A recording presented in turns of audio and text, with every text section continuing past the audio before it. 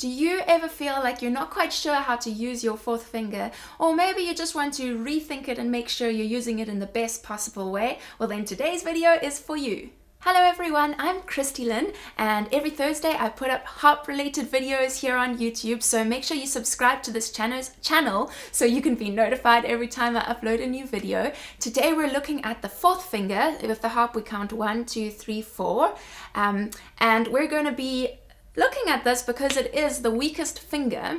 It's the one we use least often, and it's the one that we usually learn last when we're learning to play the harp. So today we're going to look at how we place it correctly on the harp, how to move it correctly, and then also how to strengthen this finger. And if you'd like to continue this discussion and get some input in your playing, meet other harpists, then make sure that you join our video chat this month over on my virtual harp circle. There'll be a link up in the cards. We'd love to have you join us for the discussion. All right, so I'm going to take you through some exercises from this book today. It's called Grossi, and it's a harp method book. It's all in Italian. There's no English version of this book, but there is a translation that could help you. So I'm going to put a link down in the description box where you can purchase the book. Highly recommended if you're wanting to strengthen your fingers and improve your harp technique. And then I'll also link a translation so you can make sure you know what it's talking about. But we're going to be going through some exercises on page 3 and a little bit later in the book as well. So we're going to start out with looking at how we're going to place this fourth finger compared to the other fingers, because that's really where we get started with the technique of the fourth finger. We need to make sure that your thumb is nice and high and your fingers are pointing down. Now what will affect that is also the position of the rest of your body. So you need to make sure that your elbow is a little way away from your side. It's not going to be right up against the side of your body, and also that there's a little bit of a dip in your wrist over here, you can see, and so that little dip will mean that your hand is at the right angle, and then you can have your fingers pointing down and your thumb pointing up. And your fingers might be slightly different length to mine, so don't worry exactly how they are here, but they do need to be pointing downwards. And now we're going to look at this exercise where we pluck the fourth finger, and we're going to keep all the other fingers on the string. This is to make sure that we get the exact right position and that we get this perfect movement of the fourth finger straight into the palm of the hand. So it's going to look like this.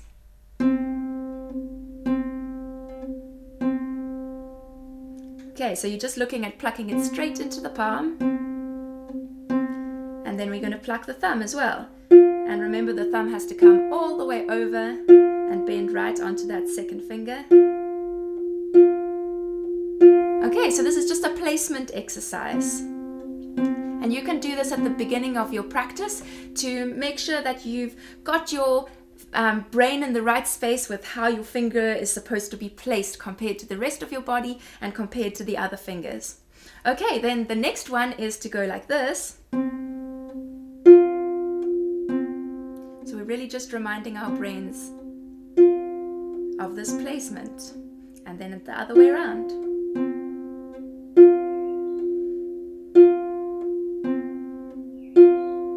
Okay, so those are the two placing exercises, and you can do the same thing with the left hand. Remember, you've got to make sure that your left elbow is a little way away from your body, that your wrist has a little dip in it, and that your thumb is up and your fingers are pointing way down. Okay, and in this case with the left hand, you're not going to be able to see your left finger.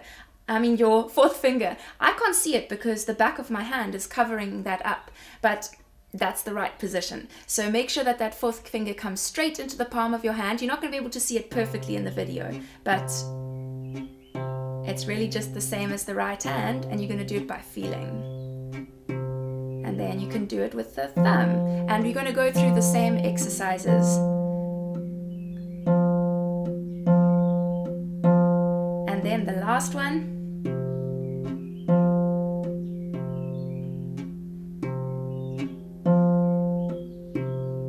The other way around.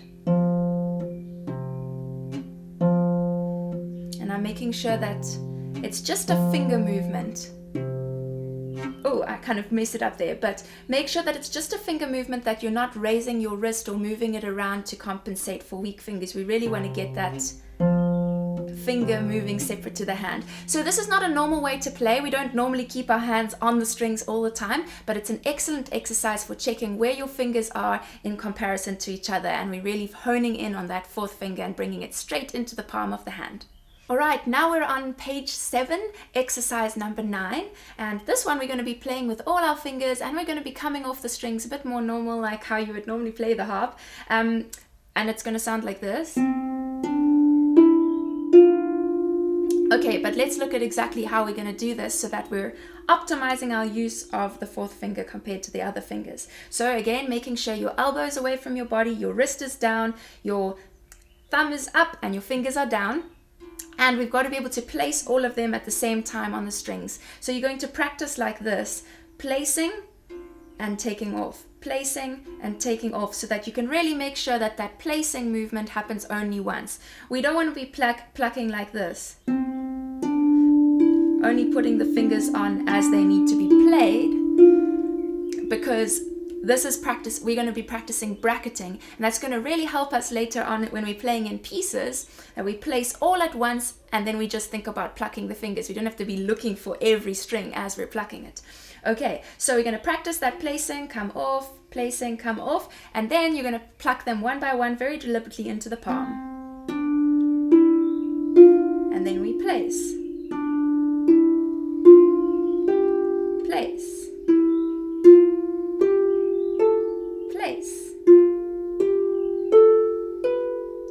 Okay, so we're going to keep on going all the way up, and we end here with this last one. And you keep it nice and slow like that. You could even take it a little bit slower, because with this exercise we really are looking at the placement of the fingers and that we're plucking them in the correct movement straight into the palm and the thumb coming right over. That's more important than playing it fast. This is not a dexterity exercise at this point. Okay, and now we're going to look at the way down. With the way down, we start all the way from the top. Again, we're saying elbow out, wrist down, thumb up, fingers down. Plucking straight into the palm.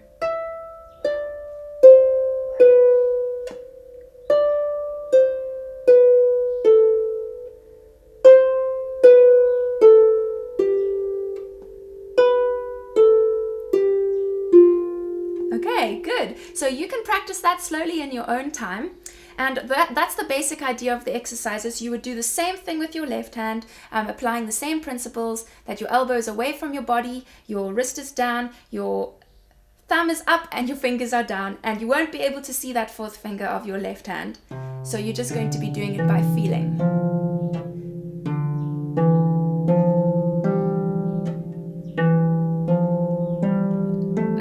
Keep on going all the way up. And then when you're really comfortable with those, you can do it with hands together. And